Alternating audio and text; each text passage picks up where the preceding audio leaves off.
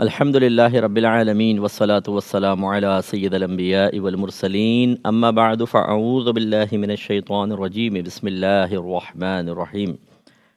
الحمد للہ خواجہ غریب نواز علیہ رحمہ کی سوانح حیات پر لیکن تصوف کی روشنی میں ہم کلام کر رہے ہیں، اور پچھلی مرتبہ صبر و تحمل کا موضوع تھا، اور اس دفعہ مخلوق خدا پر شفقت، انہیں اذیت سے محفوظ رکھنا، اپنی ذات سے تکلیف نہ پہنچنے دینا، اس کے اوپر ہم کلام کریں گے۔ تصوف جو ہے، جیسے ہم نے کل بھی بات کی تھی کہ تصوف کا مطلب کیا ہے کہ نبی کریم صلی اللہ علیہ وسلم کی شریعت کی اتباع کرنا، اسی طرح اللہ کے احکامات اور جن کاموں سے اللہ نے منع کیا ان پر صبر کرنا، یہ تصوف کی ایک تعریف کی گئی ہے۔ تو اسی میں پھر جب ہم شریعت محمدی صلی اللہ علیہ وسلم کا مطالعہ کرتے ہیں تو یہ دیکھتے ہیں کہ مخلوق خدا کو تکلیف پہنچانے سے منع کیا گیا ہے، بلکہ ان کو راحت اور سکون پہنچانے پر اجر اور ثواب اور بہت زیادہ انعامات کا تذکرہ ہے۔ تو پھر یہ کیسے ہو سکتا ہے کہ وہ صوفیہ جو تصوف اختیار کیے ہوئے ہوں، اور دوسرے لفظوں میں کہ نبی کریم صلی اللہ علیہ وسلم کی شریعت کی کامل اتباع کرنے والے ہوں، ان کی ذات سے کسی کو تکلیف پہنچ جائے؟ یہ کیسے ہو سکتا ہے؟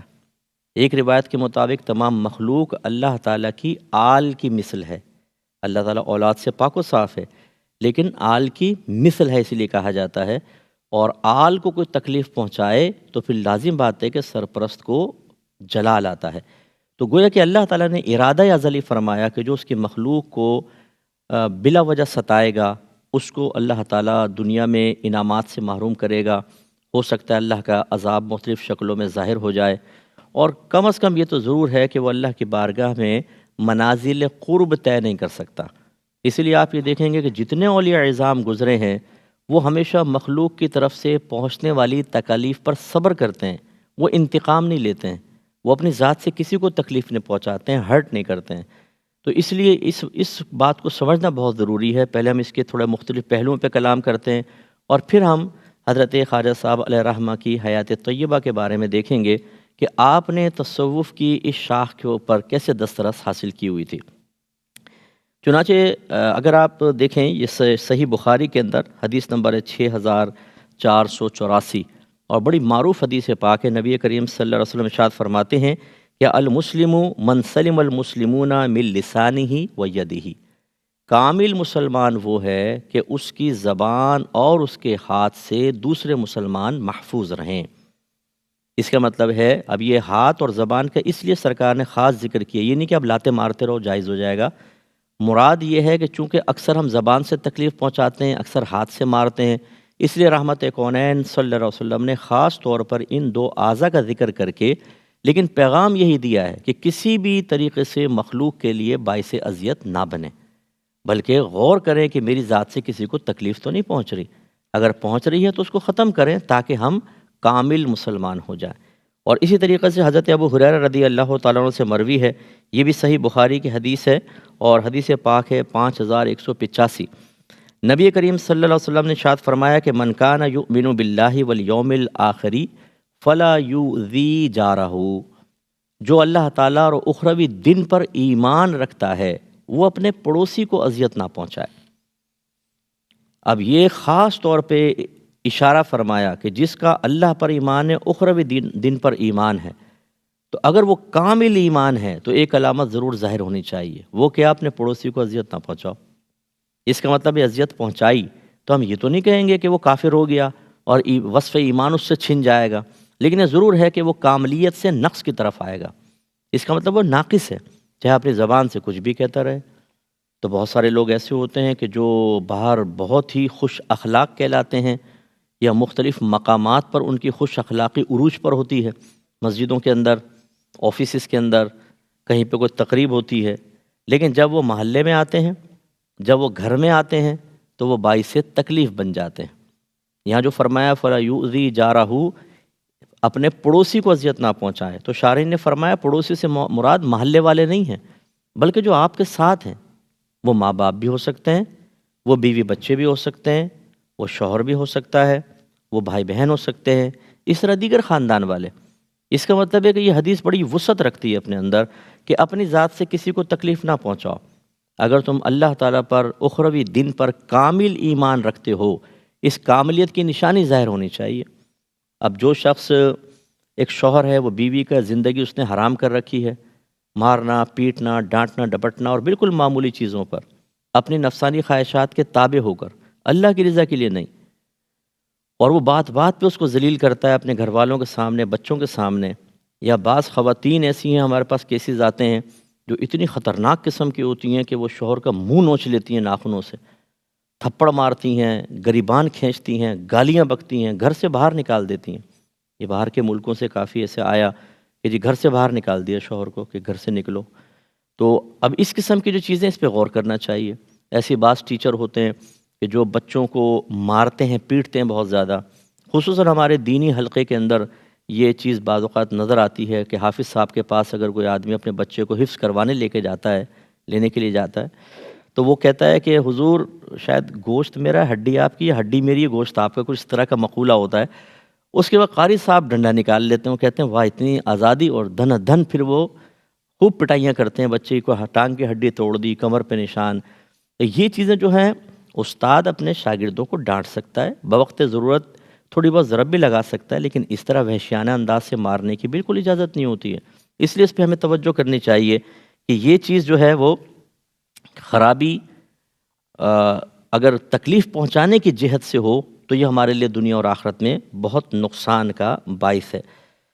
نبی کریم صلی اللہ علیہ وسلم کی اگر ہم حدیثوں کا مطالعہ کریں، قرآن کو دیکھیں، حدیث کو دیکھیں، تو اس میں وہ تعلیم نظر آتی ہے کہ لوگوں کو راحت پہنچاؤ، تکلیف نہ پہنچاؤ، اپنی ذات سے فائدہ پہنچاؤ۔ جیسے کہ روایت حضرت ابو برزہ کہتے ہیں کہ میں نے عرض کی یا رسول اللہ، مجھے کسی ایسے عمل کی تعلیم دیجئے جس کے ذریعے اللہ تعالیٰ مجھے دنیا میں نفع عطا فرمائے۔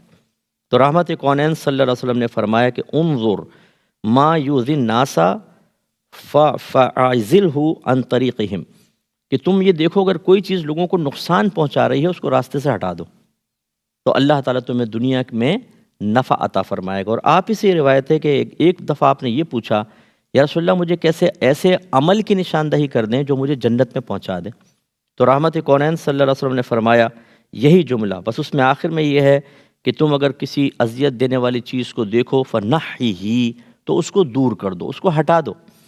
اس کا مطلب ہے راستے میں پتھر پڑا ہوا ہے، کیلے کا چھلکا پڑا ہوا ہے، اب آپ باعث اذیت نہیں بن رہے بلکہ باعث راحت بن رہے ہیں، اس کو سائیڈ میں کر دیں۔ کوئی شاخ ہے درخت کی وہ ایسی آ گئی ہے کہ بعض اوقات آپ دیکھیں فٹ پاتھ پہ بڑھ جاتی ہیں، اسکوٹر کو رات میں چلا رہا ہو نا، پتہ بھی نہیں چلتی، منہ پہ لگے گی اس کے، اتنی خطرناک ہو جاتی ہیں یہ شاخیں۔ اور ہمارے کراچی میں تو ہم یہ منظر دیکھتے رہتے ہیں۔ اسی طریقے سے اس طرح کوئی بھی روڈ کے اوپر گڑھا وغیرہ ہے تو بہت اچھے لوگ بھی ہوتے ہیں، اس میں کوئی چیز ڈال کے اس کو لیول کر دیتے ہیں تاکہ کوئی اسکوٹر والا ایسا نہ ہو کہ گر جائے۔ تو یہ دیکھیں ہمارا مذہب چاہتا ہے کہ لوگوں کو راحت ملے، آسانی ملے، پریشانیاں نہ ملے۔ اب یہاں پر ایک بات بہت امپورٹنٹ ہے جو سمجھنی چاہیے، پھر ہم خواجہ صاحب کی طرف آتے ہیں، وہ یہ ہے کہ آپ کی ذات کسی کے لیے باعث اذیت بنے، اس کی دو جہتیں ہو سکتی ہیں۔ ایک یہ ہے کہ خود شریعت نے آپ کو اس کی اجازت دی ہے، تو اگر آپ بنتے ہیں تو اس میں کوئی مسئلہ نہیں ہے۔ ایک یہ ہے کہ شریعت نے منع کیا ہے اور اب آپ مخالفت شرع کرتے ہوئے اس کا ارتکاب کرتے ہیں، اس میں قابل گرفت ہوں گے۔ اس لیے یہ فرق جاننا بھی ضروری ہے۔ تو جہاں شریعت کی اجازت ہوتی ہے، مثال کے طور پر جب آپ کسی کی تربیت کرتے ہیں تو تربیت میں تھوڑی سی سختی کرنے کی اجازت ہوتی ہے۔ جب آپ نیکی کا حکم کرتے ہیں، سامنے والے کی برائی کو ظاہر کرتے ہیں، عمومی طور پر ایک فطرت انسانی ہے کہ اگر اپنی ذات میں غلطی پاتی بھی ہے تب بھی اس کی نشاندہی کو برا مانتی ہے۔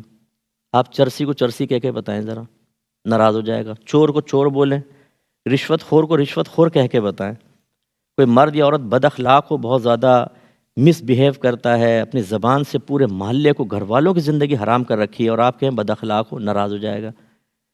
تو اب لیکن شریعت نے ہمیں کیا حکم دیا ہے؟ آپ تبلیغ دین کریں، آپ سمجھائیں، اس میں اگر کسی کی دل آزاری ہوتی ہے تو الگ بات ہے۔ نبی کریم صلی اللہ علیہ وسلم نے ارشاد فرمایا جب بچہ 7 برس کا ہو جائے تو اس کو نماز کا حکم دو، 10 برس کا ہو جائے تو مار کر نماز پڑھاؤ۔ مراد یہ ہے کہ 7ویں برس میں پولائٹلی، لیکن 10 برس میں آگے اب نرمی نہیں، اب سختی کریں۔ اب یہ سختی اگر بچے کے لیے دل آزاری کا سبب بن جائے تو اس کی اجازت ہوگی۔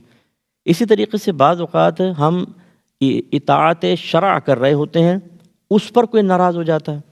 جیسے مثال کے طور پہ بچے نے داڑھی رکھی، ماں باپ ناراض ہو گئے. بعض ایسے ہوتے ہیں داڑھی منڈواؤ، ابھی نہیں، تمہاری عمر ہی کیا ہے ابھی. اب وہ بچہ بھولے پن میں اگر والد صاحب سے پوچھ لے ابو آپ تو ابھی تک نہیں رکھ رہے، وہ کون سی عمر ہے جو ابھی تک آپ تک بھی نہیں پہنچ پائی. اسی طرح بعض بچیاں برقع پہنتی ہیں تو ماں ناراض ہونا شروع ہو جاتی ہے کہ برقع اتارو، نقاب نہ کرو، بے پردہ باہر نکلو. تو اب یہ جو ہے اس میں نبی کریم صلی اللہ علیہ وسلم کا واضح فرمان ہے کہ لا طاعت لمخلوق فی معصیت الخالق. اللہ تعالیٰ کی نافرمانی میں کسی مخلوق کی اطاعت جائز نہیں ہے. اب آپ نے ماں باپ کا کہنا نہ مانا، ناراض ہو گئے، کہتے ہماری دل آزاری کر دی تم نے، اس کی کوئی پرواہ نہیں کی جائے گی. بعض اوقات ایک آدمی کی پوسٹ پر آ جاتا ہے گورنمنٹ جاب میں، اب ماں باپ کہتے ہیں اب ہمارے دن پھر جائیں گے، بھائی بہن کہتے ہیں پھر جائیں گے. وہ نہیں ہوتا ان کا مذہبی ذہن. لیکن بچہ اگر رشوت نہیں لیتا، ماں باپ ناراض ہو جاتے ہیں کہ رشوت لو، بہنوں کی شادی بھی کرنی ہے، مکان بنانا ہے، لوگوں کی جیبوں سے لوٹ کر اپنے لیے فائدہ حاصل کرو، اور نہیں مانے تو ناراضگی. تو اس ناراضگی کی کوئی پرواہ نہیں ہوگی. ایسے ہی بعض اوقات ماں باپ میں جھگڑا ہو جاتا ہے. ہمارے اکابرین نے واضح طور پہ لکھا یہ دونوں میاں بیوی ہیں، ان کے معاملے کو اللہ پہ چھوڑ دیجئے. آپ کو یہ حق حاصل نہیں کہ کسی ایک فریق کی طرفداری میں دوسرے سے بدتمیزی کریں، سیدھے جہنم میں جائے گا آدمی. اگر توبہ نہیں کی تو گیا کام سے. اور خاص طور پر اس وقت کہ جب ان میں سے ایک فریق آپ کو یوز کرنا چاہ رہا ہو. جو اکثر مائیں ہوتی ہیں کہ جب بچے جوان ہو جاتے ہیں تو وہ بچوں کا یہ ذہن بنا رہی ہوتی ہیں، بیٹا میں اس لیے تکلیف برداشت کر رہی ہوں، کل میرے بچے جوان ہوں گے تو پھر میں دیکھوں گی کیسے مجھے اذیت پہنچائے گا. وہ بچے جوان ہو جاتے ہیں تو ماں پھر ان کی طرف اگر باپ ڈانٹنے لگے، کچھ غلط اور معاملہ کرنے لگے تو وہ بچوں کو سامنے کھڑا کر دیتی ہیں. وہ ماں باپ کے بیچ میں آ کے والد صاحب سے بدتمیزی کرتے ہیں. یہ شرعاً جائز نہیں ہے. اس میں ماں کی نہیں مانی جائے گی، چاہے وہ ناراض ہوں، چاہے وہ کہے میں دودھ نہیں بخشوں گی، چاہے وہ کہیں کہ جا میں تو میرے جنازے میں نہ آنا. یہ آخری ایموشنلی بلیک میلنگ کا آخری سب سے پتہ یہ ہوتا ہے میرے جنازے میں شرکت نہیں کرنا. تو ایسی ناراضگیوں کی کوئی پرواہ نہیں ہوگی. ٹھیک ہے نا. تو یہ ذہن میں رکھنا چاہیے کہ جب آپ اسی طرح جج ہے، مجرم کو سزا سنائی، اس کا دل ٹوٹ گیا، تکلیف پہنچی، اس نے اگر وہ جواب میں کہے جج صاحب آپ نے مجھے بڑا ہرٹ کیا ہے اور یہ تکلیف آپ کو جہنم تک پہنچائے گی، ارے بھائی جرم آپ نے کیا، وہ سزا نہیں سنائے گا تو کیا کرے، ہوا میں اڑا دے. اسی طریقے سے پولیس والے بعض اوقات کسی مجرم کو پکڑتے ہیں تو جسمانی ریمانڈ لے لیتے ہیں، اور وہ ہمارا مذہب بھی بعض اوقات اجازت دیتا ہے اور ملکی قانون بھی. اس میں اگر وہ کچھ ٹارچر کرتے ہیں اگلوانے کے لیے، یہ اذیت بھی اجازت شرع کے ساتھ ہے. تو یہ کچھ صورتیں میں نے آپ کو بتائیں کہ ہمیشہ مخلوق کے لیے باعث اذیت بننا قابل گرفت نہیں ہوتا. دوسرا وہ ہے کہ جو ان سب سے ہٹ کر ہو، بس جو ضرورت شرع کے مطابق نہ ہو، جو اجازت شرع کے علاوہ ہو، وہ غلط ہوتا ہے. شوہر بیوی کو خواہ مخواہ چھوٹی چھوٹی باتوں پہ نمک تیز کیوں ہو گیا، مرچیں تیز کیوں نہیں ہوئیں، تم سوتی کیوں رہ گئی، کیوں نہیں کھڑی ہوئی تھیں، اس پہ مارنا پیٹنا، بے عزت کرنا. اس طرح معمولی معمولی باتوں پر عورت کا ناراض ہو کے شوہر کو ہرٹ کرنا، استاد کا شاگرد کو ضرورت سے زیادہ مارنا، زیادہ ڈانٹنا، ٹارگٹ بنا لینا، یا اسی طریقے سے خدا نخواستہ اگر کسی کو پھنسوا دینا اور پولیس اس پر ٹارچر کرے، آپ نے جھوٹا الزام لگایا، اب پولیس کو نہیں پتہ لیکن آپ کو تو پتہ ہے، اب جو اذیت تکلیف اس کو پہنچ رہی ہے وہ بالکل آپ کے اوپر وبال ہوگا اور آخرت کی بربادی کا سامان ہوگا. اس لیے ضرورت اس بات کی ہے کہ ہمیں یہ غور کرنا چاہیے کہ ہم جو کسی کے لیے باعث تکلیف، پہلے تو یہ کہ بن رہے ہیں کہ نہیں بن رہے ہیں. اگر باعث تکلیف بن رہے ہیں تو پھر یہ دیکھنا ہوگا کہ اجازت شرع کے ساتھ ہیں یا اجازت شرع کے ساتھ نہیں ہیں. اب آ جائیے خواجہ صاحب کی حیات طیبہ کی طرف، اور بشمول آپ کے دیگر آپ اولیاء کرام کو بھی دیکھیں. جب معاملہ نفاذ شریعت کا تھا، جب معاملہ اللہ کے دین کو نافذ کرنے کا ہو، جب معاملہ اللہ تعالیٰ کی طرف بلانے کا ہو، اس میں یہ بالکل رعایت نہیں کرتے. اگر ایک شخص اللہ کی نافرمانی کر رہا ہے تو یہ اس وجہ سے اس پہ شفقت نہیں کریں گے کہ مجھے پانی پلاتا ہے، میرے پاؤں دبا دیتا ہے. وہ اگر کرتا ہے تو اس پر شفقت بس اتنی ضرور ہوگی کہ اس کا شکریہ ادا کریں گے، اس کو دعا دیں گے، لیکن اس چیز سے غافل نہیں ہوں گے کہ اللہ کی نافرمانی کر رہا ہے. وہ اس کو سمجھائیں گے، وہ اس کو مطلب ایسے جملے کہیں گے چاہے وہ ہرٹ ہوتا رہے. بالفرض کوئی ناراض ہو کے چلا جائے تو اس میں کوئی مسئلہ نہیں ہے. جیسے حضرت بایزید بسطامی صاحب رحمۃ اللہ علیہ کے ایک مرید نے کہا کہ جی جو آپ کو جیسے کشف و کرامات حاصل ہے مجھے نہیں ہے، تو فرمایا کہ مجھے پتہ ہے کیوں نہیں ہے، میں علاج تو بتا دوں گا لیکن تم کرو گے نہیں۔ کہا کہ نہیں آپ بتائیے۔ تو آپ نے فرمایا کہ تم گنجے ہو جاؤ اور اپنی جھولی میں اخروٹ رکھ کے فلاں چوک میں بیٹھ جاؤ اور اعلان کرو کہ جو میرے سر پہ ایک تھپڑ مارے گا اس کو ایک اخروٹ دوں گا۔ جو ایک دم اچھل پڑا، حضرت یہ آپ کے مذاق کر رہے ہیں، یہ میں کیسے کر سکتا ہوں؟ فرمایا بس یہ تو وجہ ہے، مجھے اللہ تعالیٰ نے عاجزی سے نوازا ہے تو کشف بھی ہے، کرامات بھی ہیں اور یہ مقام بھی ہے، اور تیرے دل میں ہے تکبر، اور جب تک یہ تکبر ہوتا ہے تب تک چیز دور نہیں ہوتی۔ تو وہ نہیں مانا۔ تو ایسے بہت سارے ہوتے ہیں۔ اب جیسے مسیلمہ کذاب آیا نبی کریم کے پاس کہ ٹھیک ہے میں آپ پر ایمان لاتا ہوں لیکن مشروط ایمان ہوگا، آدھی حکومت آدھی آپ کی میری۔ سرکار نے فرمایا چلے جاؤ یہاں سے۔ تو وہ ناراض ہو کے چلا گیا، اس کو ہرٹ ہوا وہ، لیکن اس کا کوئی اعتبار کیا جائے گا؟ تو اسی طرح خواجہ غریب نواز کو جب ہم دیکھتے ہیں تو جہاں اجازت شرع کا معاملہ ہوا، اپنے گھر والوں کی تربیت کرنی ہے، اپنے مریدین کی تربیت کرنی ہے، اپنے خلفاء کی تربیت کرنی ہے، وہاں پہ ہمیں کوئی رعایت نظر نہیں آئی۔ وہاں پہ کوئی ناراض ہوتا ہے، کوئی برا مانتا ہے، کوئی ہرٹ ہوتا ہے۔ خواجہ صاحب بالکل شریعت کے مطابق چلے ہیں اور یہی ان کے منصب کا تقاضا بھی تھا۔ لیکن جب ہم دوسری جہت سے دیکھتے ہیں جہاں اجازت شرع نہیں ہے تو انشاءاللہ کوئی زندگی کا ایک پہلو ایسا نہیں دکھا سکتا کہ آپ کی نگاہ سے بھی کسی کو تکلیف پہنچی ہو، آپ نے غصے سے بیجا گھورا ہو کسی کو، ایسا نظر نہیں آتا ہے۔ تو لہٰذا خواجہ صاحب کی یہ جو ایک معاملہ ہے اور یہ تصوف کی ایک ریکوائرمنٹ ہے کہ آپ اللہ تبارک و تعالیٰ کی مخلوق کو تکلیف نہ پہنچائیں، جب تک خود اللہ تبارک و تعالیٰ آپ کو اجازت نہ دے۔ تو یہ ہم دیکھتے ہیں کہ خواجہ صاحب بے بدرجہ اعلیٰ نظر آتا ہے۔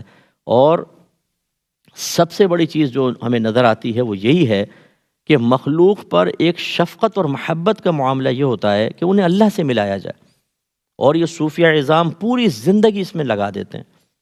دیکھیں نا، خواجہ صاحب چاہتے تو اپنے گھر پہ رہتے، ماں باپ کے پاس، وہیں شادی کرتے، تبلیغ دین ہی کرنی تھی نہ کر لیتے، لیکن آپ نے اپنا شہر چھوڑا، دوسری جگہ گئے علم دین سیکھنے کے لیے، کیونکہ وہ علمی مراکز تھے ان زمانے کے اندر۔ اور کون سا علم سیکھا؟ اپنی ذات کے فائدے کے لیے، وہ تو گھر ہی سیکھ سکتے تھے، اس لیے تاکہ مخلوق خدا کو سکھاؤں، تاکہ انہیں شیطان اور نفس اور دنیا اور مخلوق کے چنگل سے چھڑا کے اللہ تعالیٰ کی طرف بلاؤں۔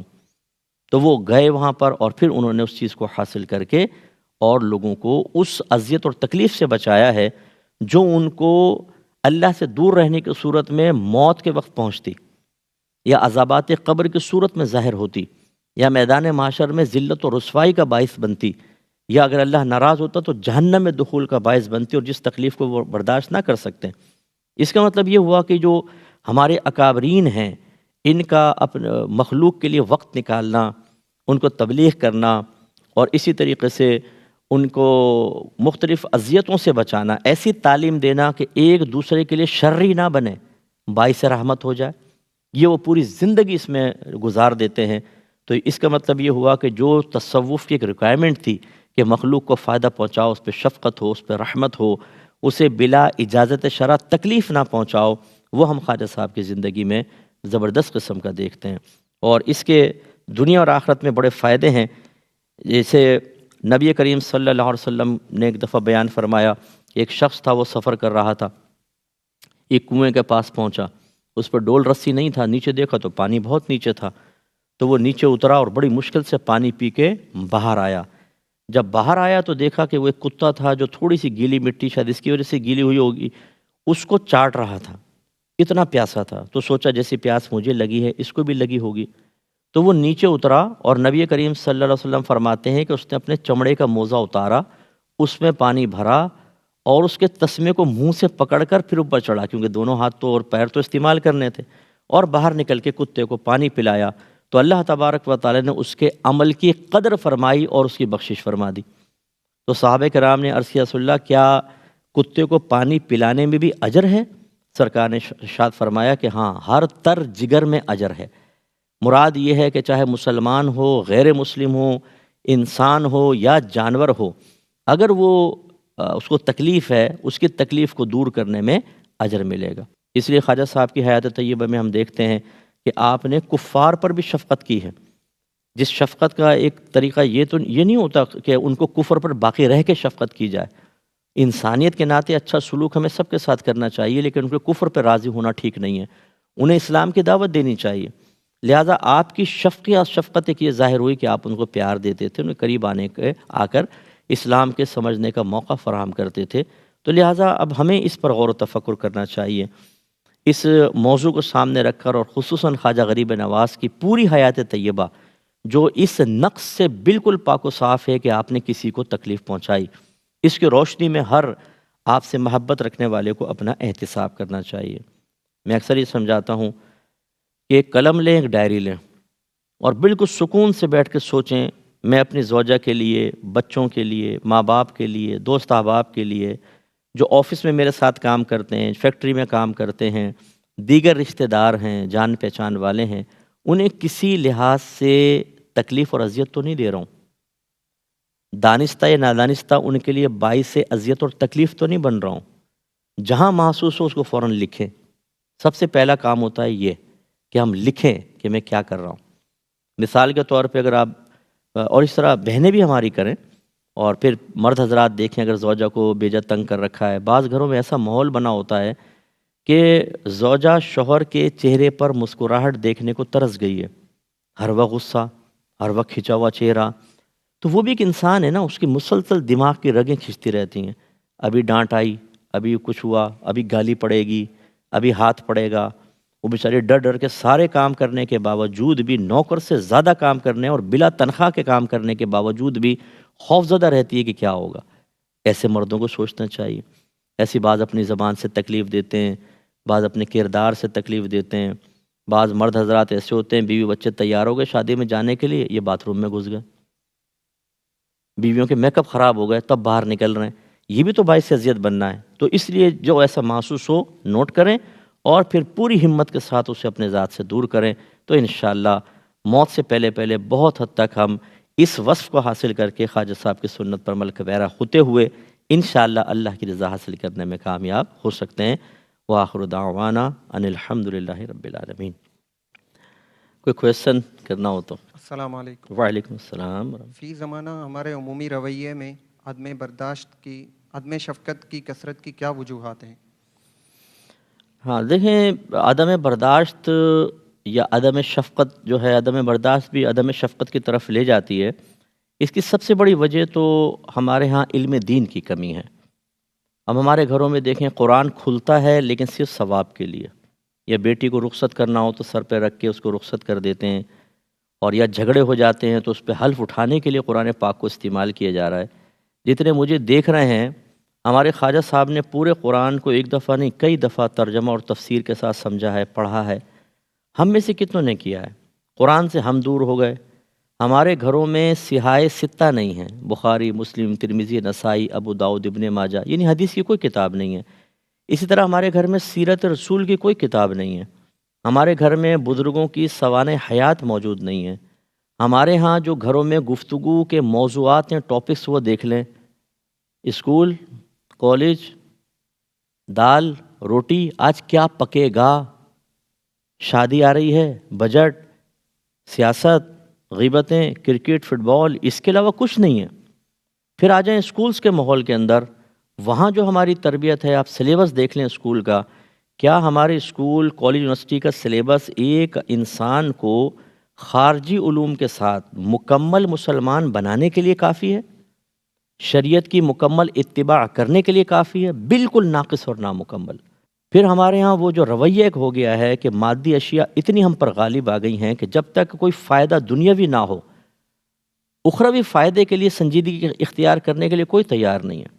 اگر گورنمنٹ یہ اعلان کر دے کہ پورے مہینے اگر آپ نے کسی کو تکلیف نہیں پہنچائی، یہ ثبوت حاصل ہو جائے تو آپ کو 1,00,000 روپے ملیں گے، تو اب دیکھیں شوہر کا ذرا رویہ دیکھیں گھر کے اندر، بیوی کی ملائمت دیکھیے گا، ٹیچر کا ڈنڈا چھپا دینا دیکھیے گا، اور ہمارے دوستوں کے ساتھ رویہ، ابھی تو ہم جا کے گدی میں تھپڑ مارتے ہیں دوست کے نا کالج میں، اور اگر وہ کہتا یہ کیا کیا، تو یار مذاق چلتا رہتا ہے یار، اس کو تو ہم تکلیف سمجھتے ہی نہیں ہے نا، یہ پھر وہ نہیں کرے گا ایسا۔ یعنی آج دنیا کا تھوڑا سا پیسہ ساتھ شامل ہو جائے تو آپ کے جواب کا خلاصہ یہ ہے کہ ہم نے سمجھنا چھوڑ دیا، دین کو ہم بوجھ سمجھتے ہیں، ہم دین کو ڈسکس نہیں کرتے ہیں، ہم دین کو اپنی ذات پر نافذ نہیں کرنا چاہتے، تو بیٹا پھر عدم شفقت تو ہوگی نا۔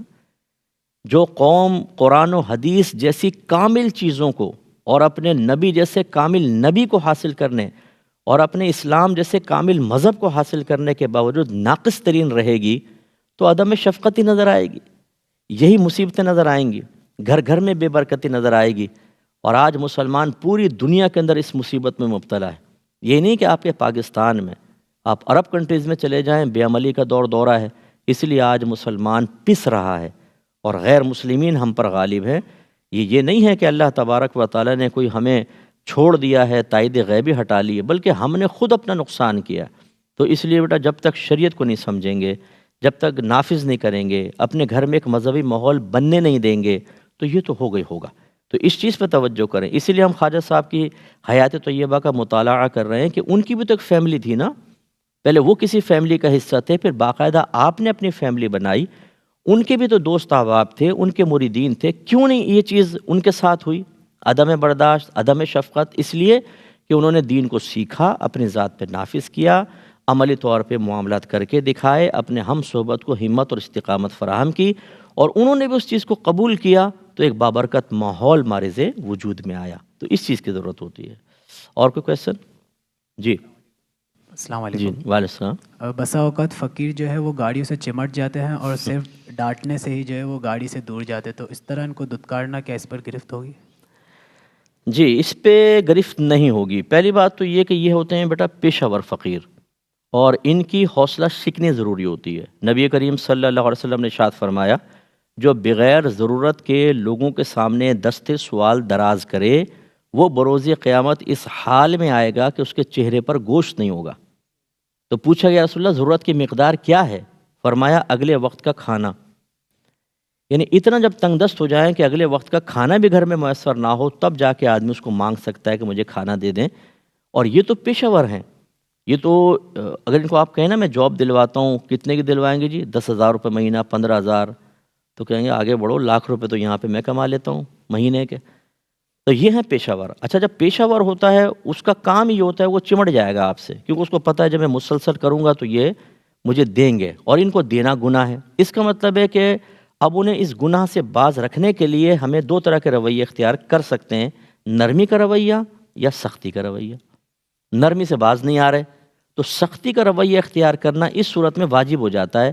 آپ پیسے نہیں دیں گے، سختی کا رویہ اختیار کریں گے اور آپ کے لیے کوئی گرفت نہیں، گویا کہ یہ آپ کی شدت اور سختی بالکل موافق شرع ہے اور اجازت شرع کے ساتھ ہے۔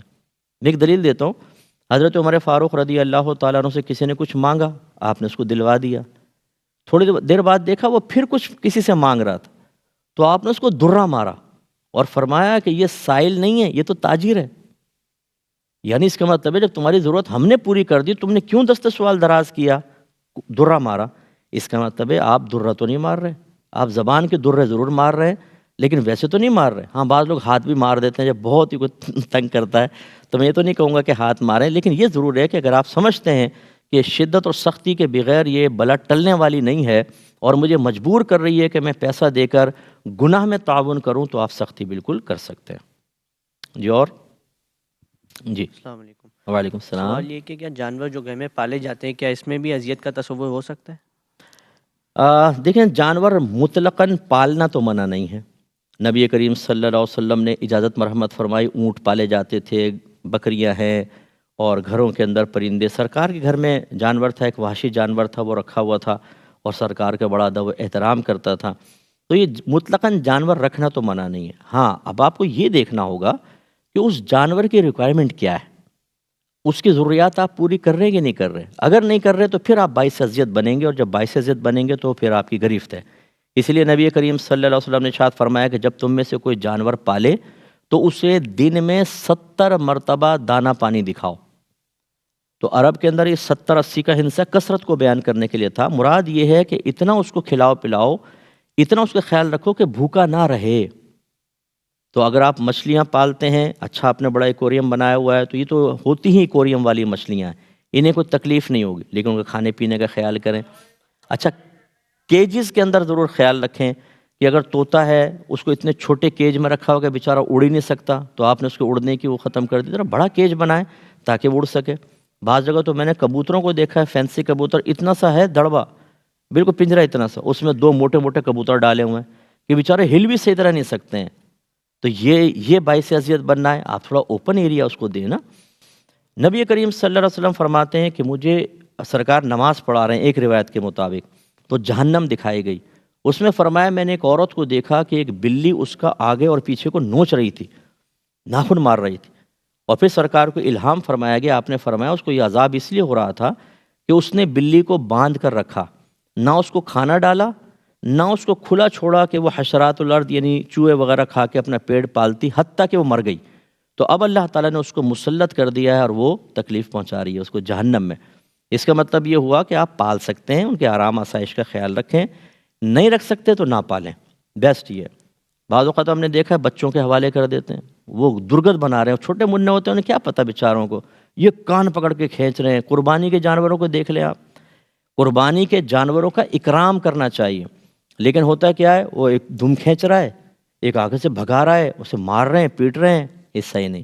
جبکہ تعلیم شرع کیا ہے کہ جانور کو جب ذبح کرنے لگو تو پہلے اس کو کھانا پانی دو، یعنی ذبح ہونے سے پہلے بھی اس کے آرام کا خیال رکھو، تو اس چیز کا تھوڑا سا دھیان رکھنا چاہیے۔ جی اور کوئی کویشچن؟ السلام علیکم۔ بس اوقات ایسا ہوتا ہے کہ ہمارے گھروں میں کوئی امپلائی کام کر رہے ہوتے ہیں، معاشیاں ہوتی ہیں، تو ان کی غلطی پر ان کو ڈانٹ دیا جاتا ہے، تو یہ ڈانٹنا کیسا؟ جی دیکھیں، مسئلہ یہ ہے کہ اگر کوئی غلطی کر رہا ہے، اس سب سے پہلے اس غلطی کی نوعیت کو دیکھا جائے، ٹھیک ہے نا، اختیاری غلطی ہے یا غیر اختیاری ہے۔ غیر اختیاری میں درگزر واجب ہوتا ہے۔ مثلا وہ بیچاری کام کر رہی تھی، اچانک گلاس ہاتھ سے ٹوٹ کے گر گیا، یہ آپ اور مجھ سے بھی ہو سکتا ہے۔ ابھی ہم اس کو ڈانٹ رہے ہیں، اگلے دن ہمارے ہاتھ سے گر گیا، تو ہم یہ نہیں کہیں گے ہمیں ڈانٹو، ہم کہیں گے پتہ نہیں کس نے چکنائی لگائی تھی اس کے اوپر، ہم چکنائی پہ ڈال دیتے ہیں۔ لیکن اس کو خوب ڈانٹ کے، اس کو ذلیل کر کے، اس کی عزت اتار کے ہاتھ میں رکھ کے اس کو ثابت کرنے کی کوشش کرتے ہیں کہ اللہ نے اگر تمہیں تنگ دست بنایا ہے تو ذلت تمہارا مقدر بنے گی۔ یہ غلط چیز ہے نا۔ ہاں اگر اختیاری ہو تو مثال کے طور پہ آپ پیسے اس لیے دے رہے ہیں کہ گھر کی صفائی کریں، اور آپ آ کے دیکھیں نہ ڈسٹنگ کر رہی ہے صحیح، نہ برتن دھو رہی ہے صحیح، نہ کپڑے وقت کے اوپر دھو رہی ہے، یہ تو اس کا اختیاری فعل ہے نا، اس پر آپ ڈانٹ سکتے ہیں۔ لیکن اس میں بھی لمٹ کے اندر آپ غور کریں کتنی بڑی غلطی ہے اور اس سے مجھے کس حد تک ڈانٹنا ہے۔ یہ نہیں کہ آپ گھنٹوں گھنٹوں ڈانٹتے رہیں یا مارنا پیٹنا شروع کر دیں، ذہنی ٹارچر دیں، ایسے الفاظ کہیں جس سے اس کو اذیت پہنچے۔ حضرت ابو ذر غفاری رضی اللہ تعالیٰ عنہ اپنے غلام کے ساتھ جا رہے تھے، دونوں کا ایک ہی لباس تھا، آقا کا بھی غلام کا۔ کسی نے کہا یہ کیوں؟ فرمایا بات دراصل یہ ہے کہ ایک مرتبہ میں نے کافی پہلے اس کو یہ کہہ دیا تھا، اس کی ماں کی وجہ سے عار دلوائی تھی، شرم، یعنی آپ نے فرمایا تھا کالی کے بیٹے، وہ حبشی غلام تھے، تو پیچھے سے سرکار صلی اللہ علیہ وسلم تشریف لے آئے اور آپ نے شاید فرمایا کہ اے ابو ذر، آپ میں ابھی تک جہالت کا کچھ اثر باقی ہے، یہ غلام تمہارے بھائی ہیں، جو تم کھاؤ انہیں بھی کھلاؤ، جو تم پہنتے ہو انہیں بھی پہناؤ، ان سے زیادہ سخت کام نہ لو، اور اگر لو تو ان کے معاون بن جاؤ۔ اس دن کے بعد سے حضرت ابو ذر غفاری نے اپنے جیسا لباس اس کو گویا کہ پہنانا شروع کیا اور کھانا بھی کھلاتے ہوں گے۔ ایسی ایک صحابی تھے ابو مسعود انصاری رضی اللہ تعالیٰ عنہ، وہ کہتے ہیں میں اپنے غلام کو مار رہا تھا اس کی غلطی پر، تو پیچھے سے مجھے آواز آئی کہ اے ابو مسعود، جتنا تجھے اس غلام پر قدرت حاصل ہے، اللہ تبارک و تعالیٰ کو تجھ پر اس سے کہیں زیادہ قدرت حاصل ہے۔ کہتے ہیں میں نے پلٹ کے دیکھا تو رحمت کونین، تو ہیبت کی وجہ سے میرے ہاتھ سے کوڑا گر گیا، اور میں نے کہا یا رسول اللہ میں آپ کو گواہ بناتا ہوں، میں نے اپنے غلام کو آزاد کیا۔ نبی کریم صلی اللہ علیہ وسلم نے فرمایا کہ اگر تو آزاد نہ کرتا تو جہنم میں جاتا۔ ایسے ایک صحابی آئے، یا رسول اللہ میرے غلام غلطیاں کرتے ہیں تو میں ان کو مارتا ہوں، میرا اور ان کا آخرت میں کیا معاملہ ہوگا؟ رحمت کونین صلی اللہ علیہ وسلم نے ارشاد فرمایا تم دونوں کو ترازو پہ بلایا جائے گا، ان کی خطائیں ایک پلڑے میں رکھی جائیں گی اور تیری سزا دوسرے پلڑے میں رکھی جائے گی۔ اگر دونوں برابر ہوئیں تو نہ لینا نہ دینا، اگر ان کی خطائیں زیادہ ہوں گی تو ان کی نیکیاں نکال کر تیرے نام اعمال میں ڈالی جائیں گی، اور وہ خطاؤں سے مراد اختیاری ہوں گی، یقینی سی بات ہے، غیر اختیاری میں تو گرفت نہیں ہے۔ اور اگر تیری مار پیٹ زیادہ ہوئی، ان کی خطائیں کم، تو تیری نیکیاں نکال کر ان کے نام اعمال میں ڈالی جائیں گی۔ تو وہ صحابی روتے ہوئے وہاں سے رخصت ہو گئے۔ ایسے ایک صحابی نے آ کے عرض کیا رسول اللہ میرے غلام غلطی کرتے ہیں، میں کیا کروں؟ فرمایا درگزر کر دیا کرو۔ عرض کی پھر غلطیاں کرتے ہیں؟ فرمایا پھر درگزر کر دو۔ کہا پھر غلطیاں کرتے ہیں، یعنی میں تو کر رہا ہوں درگزر، کوئی حل بتائیں۔ سرکار نے فرمایا پھر درگزر کر دیا کرو۔ عرض کی آخر کب تک درگزر کرتا رہوں؟ سرکار نے ارشاد فرمایا اس وقت تک جب تک اللہ تبارک و تعالیٰ تیری غلطیوں کے جواب میں تجھ سے درگزر کر رہا ہے۔ ابھی دیکھیں کتنی پیاری تعلیم۔ اور حضرت انس بن مالک رضی اللہ تعالیٰ عنہ کہتے ہیں میں نے 10 سال نبی کریم صلی اللہ علیہ وسلم کی خدمت کی، لیکن کبھی مجھ سے کوئی کام خراب ہو جاتا تو نبی کریم نے یہ نہیں فرمایا کہ ایسا کیوں، ڈانٹا واٹا نہیں. کبھی گھر والے کچھ کہنے لگتے تو نبی کریم صلی اللہ علیہ وسلم فرماتے کہ اس کو چھوڑ دو، اگر اللہ نے اس کی قسمت میں یہ نہ لکھا ہوتا تو ہوتا ہی کیوں. لیکن یہ وہی ہے جو غیر اختیاری چیز ہے نا، اس پہ سرکار، یہ نہیں کہ اب وہ ماسیاں گلاس توڑے اور آپ کہیں جی چلو جی درگزر کرتے ہیں، وہ تو پھر نہ کام کرے گی نہ کچھ. اگر امپلائی پہ غیری نظر نہ رکھیں تو آفس کے سارے پین آہستہ آہستہ گھر پہنچ جاتے ہیں، پھٹے بھی پہنچ جاتے ہیں بچوں کے، اور وہ سارے پرنٹ آؤٹ جو ہیں بچوں کے اسکول کے وہ اپنے آفس سے ہی نکل رہے ہوتے ہیں. ہم بھی تو باز نہیں آتے نا، امپلائی بھی تو باز نہیں آتا. تو لہٰذا جانبین سے اس چیز کو دیکھنا چاہیے. لیکن بہرحال یہ میں نے تفصیل سے آپ کو جواب دیا، اس کی روشنی میں ہم اپنا احتساب کر کے اپنے عمل کو قرینے میں لا سکتے ہیں. اللہ تعالیٰ سے دعا ہے کہ رب کریم جو کچھ ہم نے عرض کی خواجہ صاحب علیہ رحمہ کی برکت سے اللہ تعالیٰ اس کو قبول فرمائے. آمین. وآخر دعوانا ان الحمد للہ رب العالمین.